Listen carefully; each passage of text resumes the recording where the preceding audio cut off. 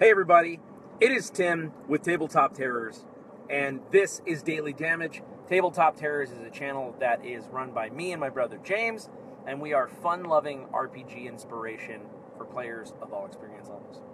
This is Daily Damage. It's a semi-regularly weekday daily stream. I'm going to take a bite out of this carrot. Hopefully the mids and the highs pick up real nice when I'm crunching in the microphone. Doing it big. You should never eat on a stream. It's really rude. Last bite though. And I'm talking about my album. So, there's a weird clicking on some of the videos. So I think it might be my phone case. It might be my nervous tick when I jiggle my watch. I'm not sure, but I'm going to try to keep an eye out for it, and I'm going to try to stop that from happening because when I listen back, it annoys me, so I'm sure it annoys you. Today, you know what I was thinking? James and I should write a book called The Monster Manual, and it's a review of all energy drinks. We absolutely can't get away with that. I know. But anyway, today's a Monster Energy Zero Ultra, just the white can. I tend to get a pretty big energy boost from this, so I'm using this today because I stayed up late for a really good reason. This is the rundown. The rundown is where I kind of tell you what you should be doing, what you should be checking out, and the first thing in the rundown is the Lorekeepers game on the Performance Check channel. The Lorekeepers game was a blast. This was session 2, and it's just a really fun game to play in. I'm enjoying it a lot, and it was worth staying up till, for the guys on the other side of the pond, it was Lloyd and Rob both stayed up till like 6:15 in the morning. Lorekeepers and I only had to stay up till like 1:30, but it was so worth it, and I'm sleepy. I want to talk to you all real quick in the rundown about something. I need your help. I want your suggestions. Twitter. We've got a Twitter account. We've got it's like 800 and change followers. And I feel like the only thing I tweet out is when I go live here and YouTube videos. I love Twitter because it's a way to, through a cloud system essentially, you can text message all kinds of people. I mean, you know what Twitter is, but I love it because it's these 140 character messages to people you'd never be able to get in contact with otherwise. Anyway, my point is, what do you think would be a good thing to consistently put out there on Twitter? What would help you? Was thinking and talking to James about something called tweet hooks, where we basically tweet out plot hooks daily, or magical items, or villain ideas. You know, is that cool? Or are you more down with the, hey, I just ate a ham sandwich. Like, not hate, but I really don't care for that kind of stuff. I'm like, I don't know. I'm just rambling now, but what do you think? Comment below. I want to know what you think we should use our Twitter account for, because we have 800 and change people who think that we're worth following, and I feel like we're not giving them anything worth looking at while they're following. So let's check the chat, and then today we're going to jump into superhero RPGs. And I'm really excited about this for a few different reasons. Let us check the chat. Matthew Knapp is here. Brilliant sculptor, learning digital sculpting. Super exciting. Rob Coletta, the infamous dungeon master of the Lorekeepers himself. Stephen Back is here. Thomas Carpenter says, what up? What have I missed? Nothing. A whole lot of nothing. Hassan, hello. Rob Coletta says, Tim, all caps. Smiley face. Stephen Back says, are those the white 0 calories? Those are my favorite. That is exactly what I'm drinking. It looks, the reflection, I think, is making it look a little different, at least in my viewfinder here. Morgan Grover joined. What's up, Morgan? Andre Torres, hey, still haven't seen the new Lorekeepers. Looking forward to it. Can't help the Twitter question. Don't use it at all. Totally, and I get that. And I know there are a lot of people who don't. And that's why we want to make sure that we're not too limiting in our content. We're not the kind of organization, Tabletop Terrors, Absolute Tabletop. I don't think we're the kind of organization that will make you follow our Twitter for exclusives. Like, hey, follow our Twitter for exclusives. Like, I don't know. That's not my jam. Dave Milodkovich, Twitter, plot hooks. Cool. Sounds rock and roll. Locrius, Dio Tenalp, Azarax himself. I don't want to spoil anything, but Locrius. Now, here's what I'm going to tell you about Locrius' character in the Lorekeepers. Locrius' character in the Lorekeepers has no damaging spells. That is so slick. That is so cool from a roleplay perspective. He is playing a helpful, judicious, wise, and powerful mage who's not into damaging. It's more about using spells and magic to sort of warp the area around him, sort of use disguises, and it's really cool, man. It's super rad. You gotta check it out. Burn Nightly, tabletop role-playing centered tweets sound awesome. Yeah, I mean, and that's generally what we want to do, but do you want to kind of drill down a little deeper in that? Do you think, because I can come up with, I mean, James and I could pop out a list in, probably a couple hours that would last a month. Not even a couple hours, probably an hour or so. And boom, here go your tweets for the month. Here are plot hooks, villains, magic items, and they would just be inspirational based, no mechanics and stuff like that. Hassan says tweet hooks would be cool. And exactly, hashtag tweet hooks. That's exactly what we were thinking, tweet hooks. And they would all fall into that category. Like, it wouldn't be like hashtag villain hooks, hashtag tweet vills, or whatever. Spencer Shields, hey, I'm coming in before the end. I'm glad to be here. Hey, here's a drink to Spencer Shields. Let me tell you something about Spencer Shields. Spencer Shields is a guy I don't know very well personally, but Spencer, your videos, man, they make me feel. He's a feeling guy. You need to watch his videos. I'm embarrassed that I can't remember the name of his channel. Spencer, what's the name of your channel? But every time he posts a video, I make sure to watch it because it just, dude, it's worth my time. That's the best way to put it. So check out Spencer. Ethan Hull says, I couldn't stand Twitter when I tried it. Maybe I just didn't get it. Yeah, it's kind of weird. I think for me, Twitter is all about the notifications and stuff like that too. Who you allow to get, to your phone. Imagine it this way. It's 140 character text messages that make up the bulk of the social network. So it's like Facebook, but instead of posts, it's tweets that have a lifespan of probably 7 to 10 minutes, unless you're searching hashtags. And it's like a constant sort of chat room conversation. That's how I view it. So it's fun to hop in there. I've made a lot of good connections on Twitter and met a lot of people on Twitter that we've done interviews with and articles and stuff. So like I say, it's a good way to get the attention of some people who you wouldn't be able to otherwise reach. So, awesome. So, let's jump into moving these carrots out of my cup holder. I got a couple left here in my little cup of carrots. So I want to talk to you about superhero RPGs. And I want to tell you right away that I am not qualified to talk to you about superhero RPGs. Well, what? It's a sham! This whole stream is shenanigans! No, here's what I mean. I am qualified to talk to you about comic books. So, in my life, it's a very weird thing, but until about a year ago, I didn't even know there were other RPGs besides D&D. I learned about Pathfinder, probably a year and a half ago.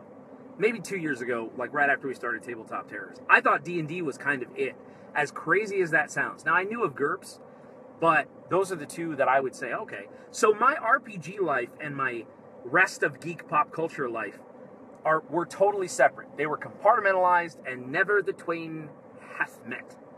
And then as I started hanging out in the different Facebook groups, I started to understand that there were tons of different systems. People like Barker from Be a Better Game Master. It's like, yeah, you got to try this. It's a diceless system. It's a storytelling system. So anyway, all of that to say, I never played, and still haven't played, any of the superhero RPGs that are out there. I've heard of Mutants and Masterminds. Never got into it. I know there's a Marvel superhero role-playing game.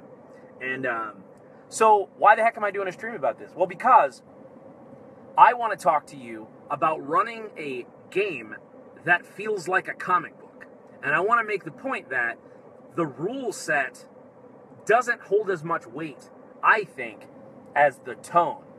And so the biggest thing you have to ask yourself, and the people who you want to play this game with, you have to ask yourself, what do I think a comic book is?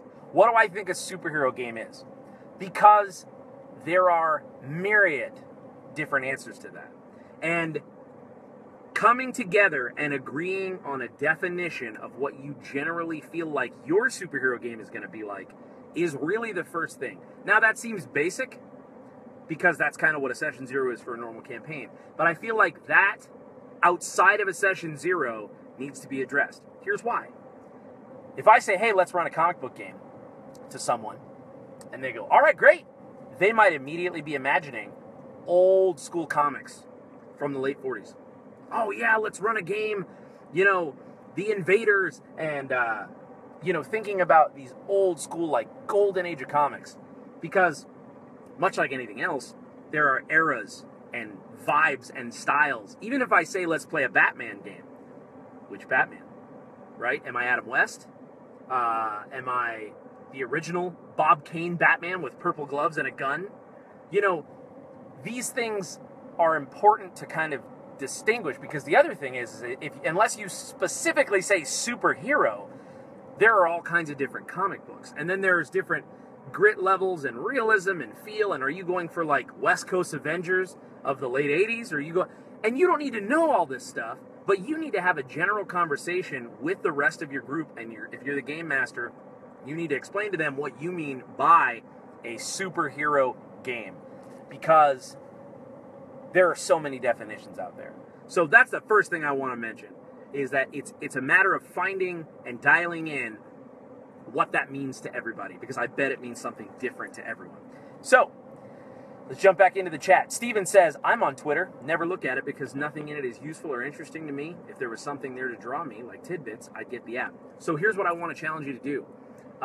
What I find as far as Twitter, and I don't want to jump too deep back into it, it's about finding people. It's about finding people who you trust, and it's about finding their Twitter stream useful because they're into the same things you are.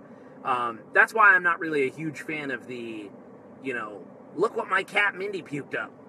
That's cool, and that's great if that's the Twitter you want to have. That's like a personal Twitter and all that stuff, but I tend not to follow people like that because, like what you're saying, when I go to Twitter, I use Facebook for my social interactions and seeing what's going on in people's lives. I tend to use Twitter to kind of get these, it's like switching channels really quickly on cable, but for the web and for the people I like. So there's also hashtags that you can search, like hashtag D&D, hashtag tabletop, and see what people are tweeting about.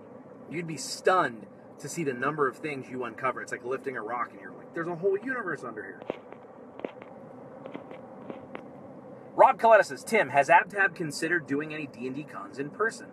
Gary Con, I watched this Netflix special about Dwarvenauts, about a tabletop company. Yes, we absolutely have. In fact, we tried to throw something together last minute. This previous July, and it did not pan out.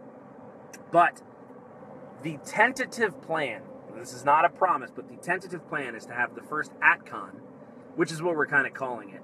Because AbTabCon is cool, we might call it that too, but AtCon kind of sounds, I don't know, cooler, because you could do like AtCon Seattle, AtCon Orlando, AtCon St. Louis, Absolute Tabletop Con. Anyway, whatever we call it, yes, the idea would be to have something that would be the genesis of that this coming 2017, possibly in July, but it's still way up in the air. But yes, it would be a live con. We call it a con. It would be a gathering. We'd maybe get a space at a local gaming store, depending on how many people were there, do some gaming, maybe film some videos, and then maybe like grab a bite to eat afterward. And so, yes, we'd love to do it, and yes, we are very lightly kind of letting it take shape. So yeah, the answer is yes. Let's see here. Hey, Stephen Back says, popping the tab on one of my monsters now. Dave Milokovic says, please help me with that pronunciation. Milokovic. He says, new product ideas. Now, Dave, do you mean that we should tweet our new product ideas out there? Like, hey, what do you guys think? And then have people reply? The reason why that could be interesting is because, like I said, the lifespan of a tweet, unless you're searching for a hashtag, is, 10 minutes is like a decade for a tweet. Oh, Spencer Shields. Shields of War is his channel. Shields of War. Dude, I'm a fan. I'm a subscriber. Check it out. And he says, thanks for the kind words. It means a lot. Dude, keep it up. Keep it up. I am a big fan. Take a sip for Spency Pants. Stephen Back says, no link, Spencer. You're slacking. Let's see here. Okay. Stephen Beck says, I've played nothing but D&D for 25 years now with some Pathfinder, but it's the same thing, learning Savage Worlds now. Chris Wilhelm is here. What's up? So, here's what I want to talk to you about regarding superhero games and that kind of a vibe. And Rob Coletta mentioned this in a previous Daily Damage that I think would kind of be a cool concept. I think having the first session, well, here's how I would do it. And I'm actually thinking of this on the fly, so Rob, I'm changing your idea. If I was going to run a superhero campaign, this is typically what I would do. The first scene is a demolished section of the city. It's a face-off. The smoking ruins of cars and buildings piled, collapsed, is the kind of the backdrop. And these heroes, 4, square off against a towering villain. The villain stands up from the rubble, and as the rubble falls from his shoulders, his hulking shoulders, he starts to brush it off, and he begins to laugh. And he says, "You all have become exactly what I wanted you to become. You've fallen into my trap. And now you will die." And he essentially has them in this trap where he's like, "Look around you. Do you see that oil tanker over there?" And they kind of look. He's like, "It's not an oil tanker." And it's spewing out this toxin. And these heroes now are being exposed to this toxin. And so are the people in the city. And so his attention, or he's trying to pull the hero's attention to this battle and this kind of back and forth, this skirmish, while this toxin is sort of innocuously flowing through the city. The point is, I would start it with this crazy battle. I would have maybe several people die as far as the civilians. I'd have the villain, etc. And then I would flash back.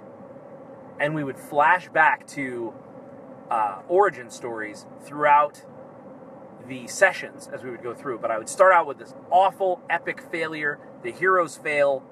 And then from there, try to figure out where they go, how the plot works, and so on. And then I would flash back and do origin stories. So that's probably how I would run it. And, talk with the players in a session 0. Are you ragtag superheroes like Spider-Man, who hide your identity and your base is like an abandoned school gymnasium? Are you high-dollar billionaire heroes like Tony Stark or Bruce Wayne, Iron Man and Batman, who have all this tech and a mansion? So you got to decide all that stuff going in, because that's going to set the tone and the flavor of the world. If I'm facing off with this villain and I'm Iron Man, I'm going to be using different weapons than if I'm Spider-Man.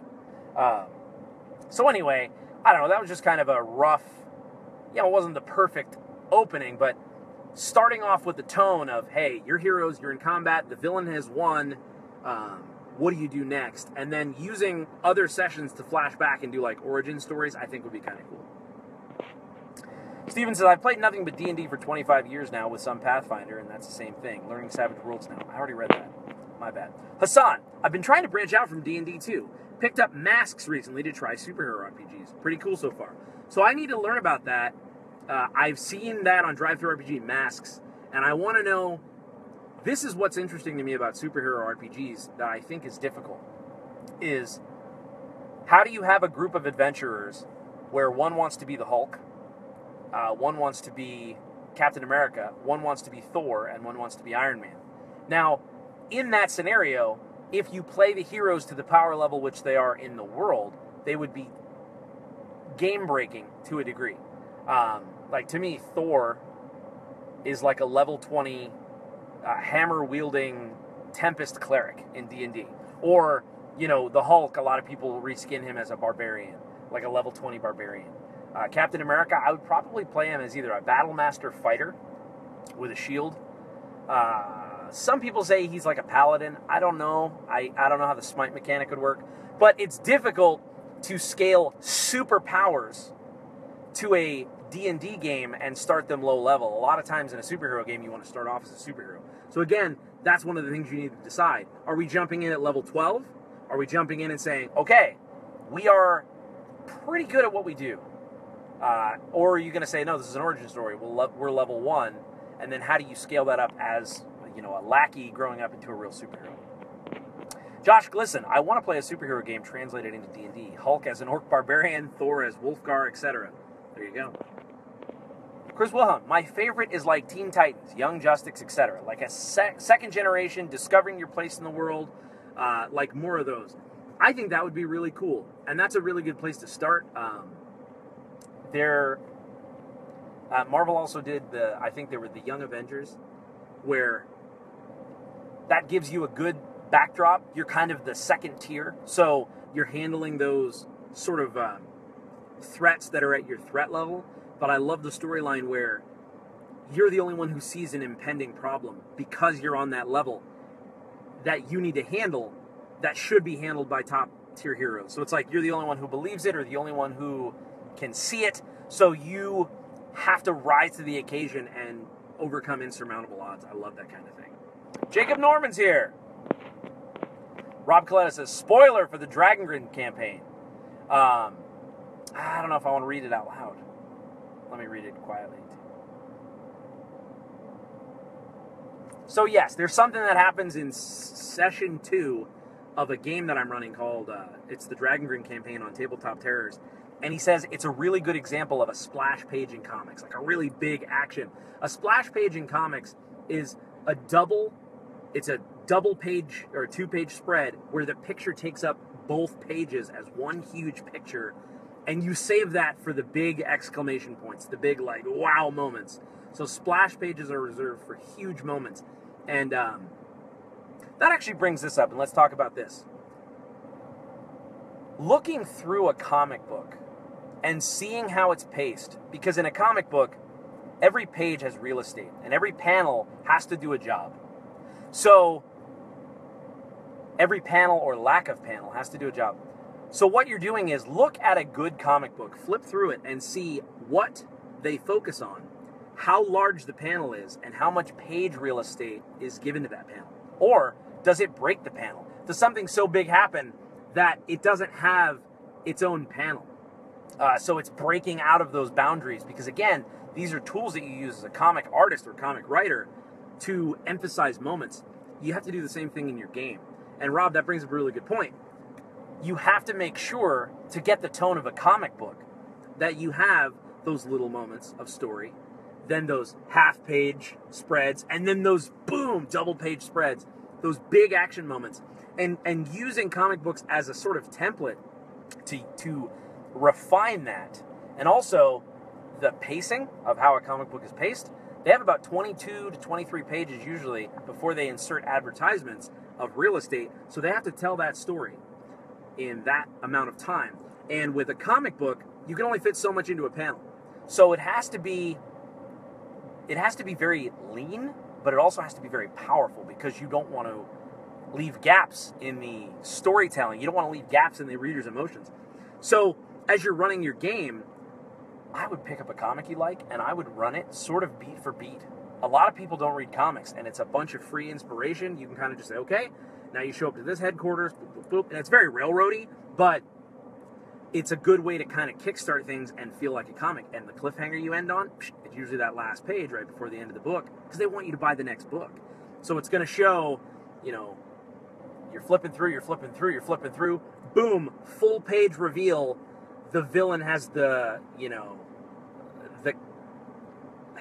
sidekick, the hero's sidekick, just crumbled in a heap, and he's holding him up.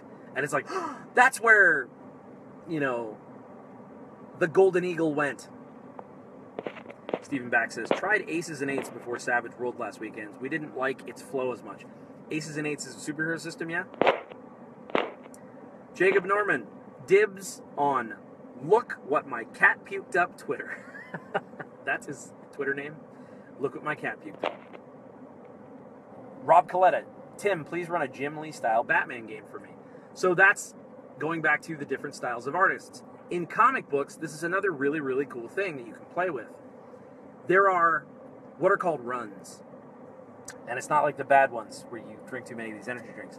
In comic books, a run is often 6 or 12 issues, and they pair a specific writer with a specific artist to tell a certain kind of story that matches the writing style and art style and joins it together. Runs can go on a streak and last even longer than that. So you've got famous runs like Chris Claremont's X-Men. There are tons. I'm not even going to try to list a bunch. The point is when you find a writer and artist that really fire on all cylinders, you put them on a book that works, they can keep telling stories. But it would be a really cool idea, I think, to match the episodic, non-changing vibe of comics in your campaign. Meaning, using Batman as an example, because I think it's the most ripe example that people can latch onto. Play a Jim Lee-style Batman game, which is gritty, dark, beautifully rendered. It's just really good. It's heavily based in mystery, detective work, combat, Batman being an investigative, silent assailant from the shadows. That's a Jim Lee Batman game. Then you run that for 6 sessions and it's a story arc and that's great. That's your run. But then for the next part of your campaign, say, all right, let's choose a different writer and artist. And so then you find a different sort of comic run, like Jeff Loeb and Tim Sale. Now they write some of the most prolific and incredible work together, including Batman, The Long Halloween, and but playing that style, say, okay, let's do a run of Loeb Sale Batman, and then you kind of look at that source material and you play it that way. Same character, theoretically, you're all playing the same characters, but you're playing different arcs or different runs. So the point of this superhero campaign is that you never finish it per se. Just like comics, you finish that run or you finish that arc, that 6 issues or 12 issues.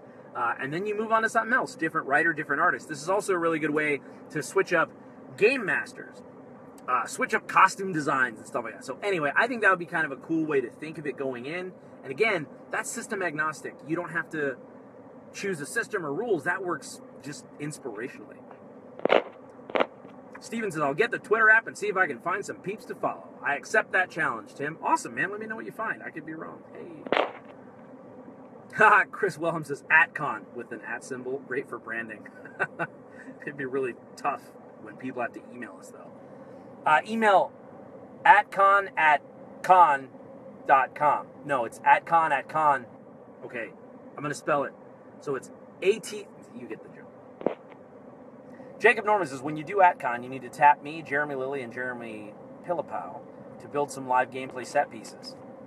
Consider yourself tapped. That's me tapping you right now. That would be so flipping cool. Oh my God. And you know what? Dude, I'd love to use minis and do a set piece, do like a Copper Jackals or like a Convokers game. Like, woo! That would be so cool. Milojkovic. Dave Milojkovic. Thank you. I appreciate that. And I will try to remember that. Dave Milojkovic. Vern Knightley says, I would absolutely make the trip to the Great White North for the @con. Would absolutely be worth the road trip. And Spencer Shield linked to his channel in the chat. That's awesome. Chris Wilhelm says, Masks is good. I have a live play that is a bit of a goof. I'll watch it. That's perfect. That's what I'll watch tonight, actually. Andre Torres says, dude, I'd start in combat right there. After that small monologue, players have plenty to do. Deal with the villain, stop the gas leak, rescue civilians. Exactly.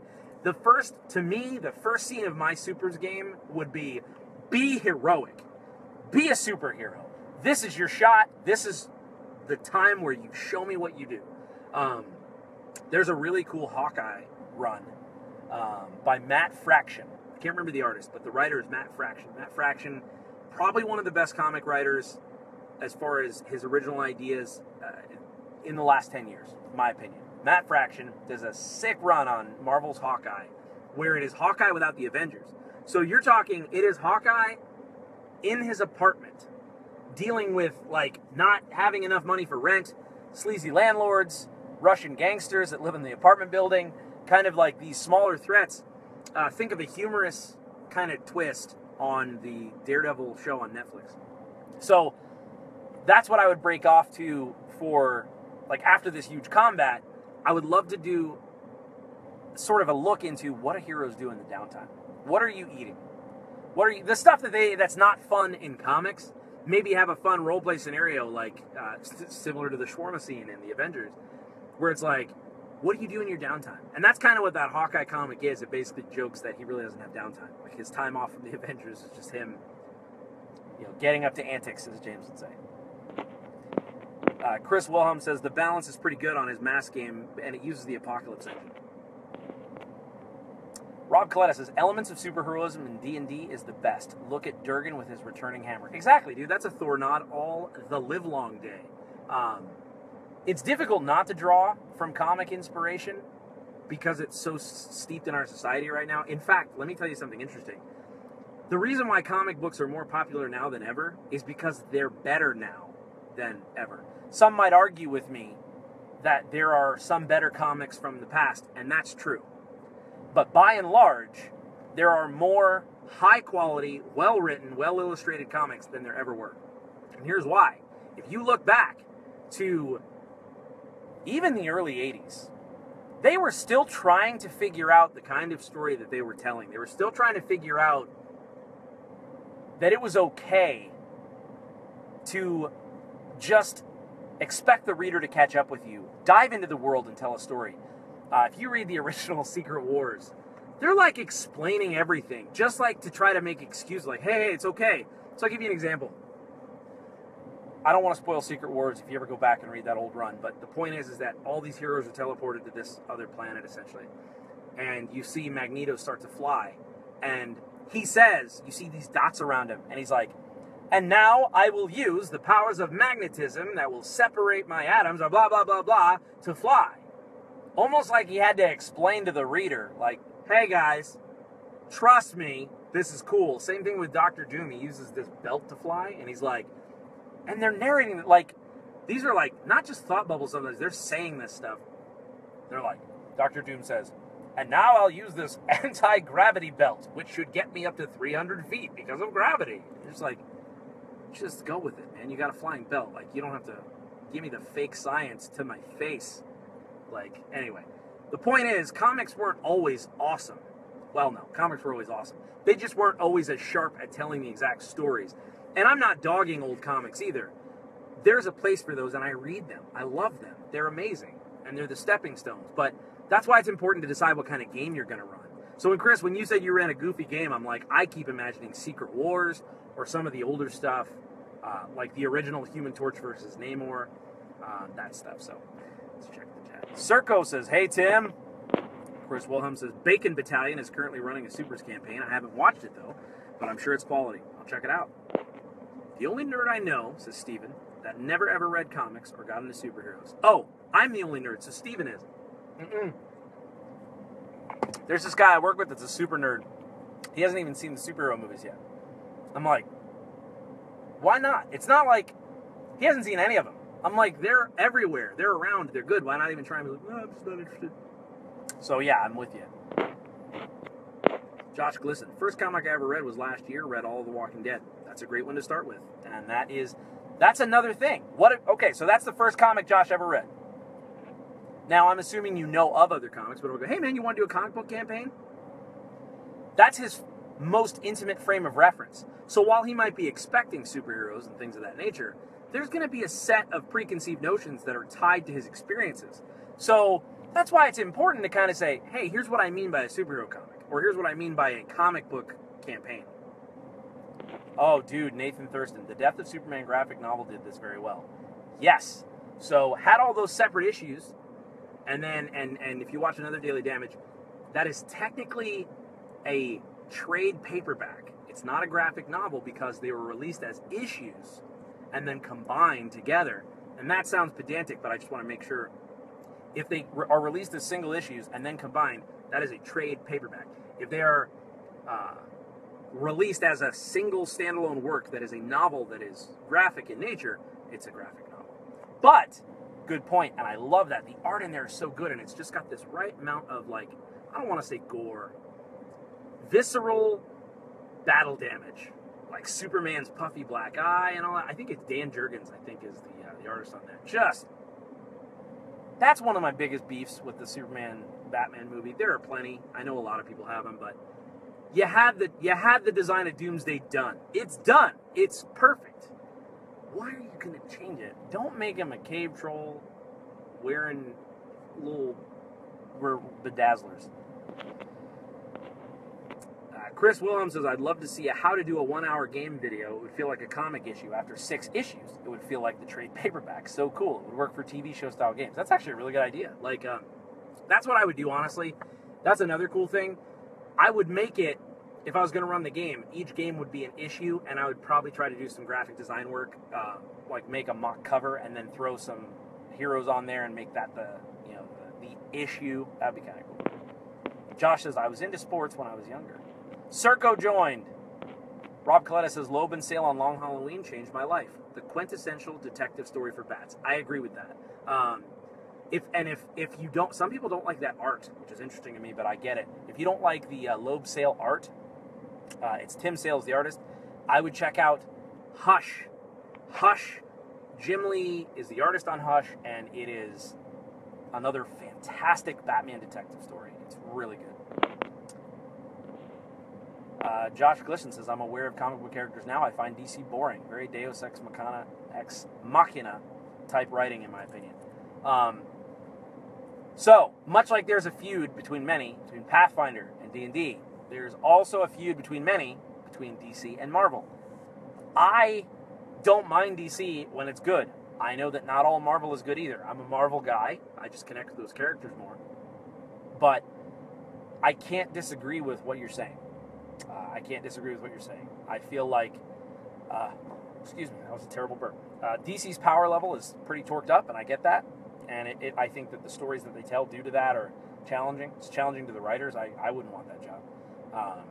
They're gods, essentially. Superman, Wonder Woman, Aquaman, and then Batman is, the smartest of all of them and kind of keeps with them by using his intellect and his willpower. But a lot of the heroes in the DC universe are godlike, and it becomes difficult to relate with them on a mortal level. Like, you've got Spider-Man in the Marvel universe, who's just a kid, or just a guy, depending on your canon. But yeah, I totally get what you're saying. All right, so Chris Williams says, you need to immediately check out Ismahawk on YouTube after this. He did a fan feature of Nightwing. It's stupid good. All right. I need to check out Matt Fraction's run on Hawkeye, says Hassan. We're almost to the bottom of the chat here. Stephen Back says, I've always been aware of the major comic world via movies, TV, and friends, but the format of the comic book itself is what's always eluded me. I've always just been drawn to novels instead. Totally, man. I get that. I love holding a comic in my hand and flipping the pages and feeling the paper, though. It's super rad. Circo. Secret Wars is awesome. That image of Hulk holding the mountain up as the heroes were underneath it was incredible. It's iconic, and it's super good. It's where Spider-Man got the original black costume, is in Secret Wars. And so, so there's a lot of cool stuff there, don't get me wrong. Spencer Shields, I love playing superhero games where their different characters have different power levels. For example, someone playing a character like Colossus or Magic, and someone else playing a powerless vigilante in the style like Green Arrow. That's perfect, and that's what D&D is good for, I think. I know the system, I could rework the system, and I could reskin the system. I'm comfortable enough with D&D that I could run a Supers game in it, and we could reskin everything.